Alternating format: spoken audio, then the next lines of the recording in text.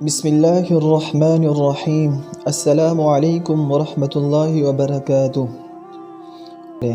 انسان کی خوش نصیبی اسی میں ہے کہ وہ دن کے شروع ہونے اور ختم ہونے پر اللہ تعالیٰ کو یاد کرے۔ دن کے شروع میں اللہ تعالیٰ کو یاد کر کے مدد مانگے تاکہ سارا دن عافیت کے ساتھ گزر جائے، اور شام کو اللہ تعالیٰ کو یاد کر کے اپنے گزرے ہوئے دن پر نظر ڈالے، شکر ادا کرے، توبہ استغفار کرے اور اندھیری رات کی برائیوں سے پناہ چاہے۔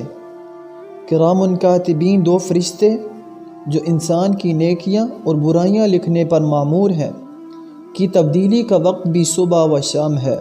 کیا یہ اچھا ہو کہ یہ وقت اللہ تعالیٰ کی یاد میں گزرے تاکہ نامہ اعمال میں انسان کا پہلا اور آخری عمل اللہ تعالیٰ کا ذکر ہی ہو۔ نبی کریم صلی اللہ علیہ وسلم نے فرمایا، جو شخص تین بار صبح و شام اس دعا کو پڑھے، اللہ تعالیٰ کے ذمہ ہوگا کہ قیامت کے دن اس کو راضی کرے۔ رضیت باللہ ربا وبالاسلام دینا وبمحمد نبیا۔ ترجمہ: میں اللہ کو رب اور اسلام کو دین اور محمد صلی اللہ علیہ وسلم کو نبی ماننے پر راضی ہوں۔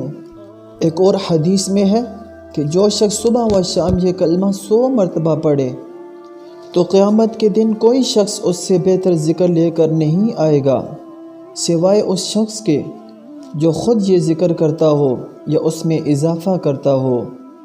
سبحان اللہ و بحمدہ، پاک ہے اللہ تعالیٰ اور ساری حمد و ثنا اسی کے لیے ہے۔ اگر اسی کلمے کے بعد سبحان اللہ العظیم، پاک ہے بڑی عظمت والا، کا اضافہ کر لیا جائے تو اور زیادہ بہتر ہے، کیونکہ ایک حدیث میں ارشاد ہے کہ یہ دونوں کلمے اللہ تعالیٰ کو بہت محبوب ہیں اور میزان عمل میں ان کا بہت وزن ہے۔ یہ دونوں کلمات بہت ہی مختصر اور بہت ہی فضیلت والے ہیں، لہٰذا ہم میں سے ہر ایک کو چاہیے کہ فجر اور عصر کے بعد یا رات کو سونے سے پہلے اور اٹھنے کے بعد 100 مرتبہ ضرور پڑھ لیں۔ اس کے پڑھنے سے اللہ تعالیٰ کی محبت میں اضافہ ہوگا، گناہوں سے بچنا آسان ہوگا، آخرت کی محبت پیدا ہوگی۔ خوب دھیان سے اس کے معنی پر غور کر کے 100 مرتبہ صبح و شام پڑھیں، چند دنوں میں آپ خود ہی فائدہ محسوس کریں گے۔ ایک اور حدیث میں ہے کہ جو شخص صبح کے وقت یہ کلمات کہے تو اسے حضرت اسماعیل علیہ السلام کی اولاد میں سے ایک غلام آزاد کرنے کا ثواب ملتا ہے۔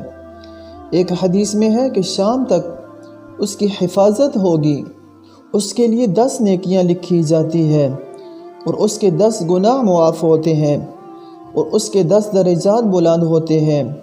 وہ شام تک شیطان کے اثرات سے محفوظ رہتا ہے، پورے دن ہر ناگوار اور ناپسندیدہ چیز سے محفوظ رہتا ہے، اور جو یہ کلمات شام کو کہے تو صبح تک اس کے لیے ایسا ہی ہوتا ہے۔